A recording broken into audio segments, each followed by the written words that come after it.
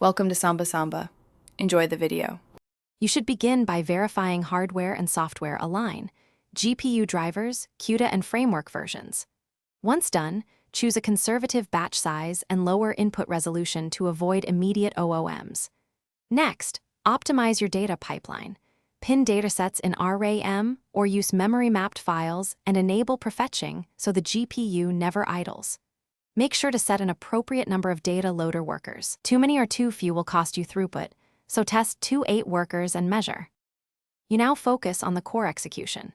Start mixed precision with automatic mixed precision to reduce memory use and speed up matrix math. Monitor for instabilities. Then apply gradient accumulation when you need an effective larger batch size without more GPU RAM. Once that's in place, profile your training loop to spot device host synchronization and unnecessary transfers.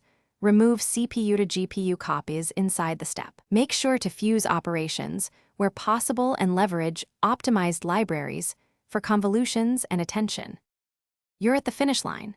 Scale with distributed data parallel and efficient backends like NCCL, making sure gradients are synchronized only when needed.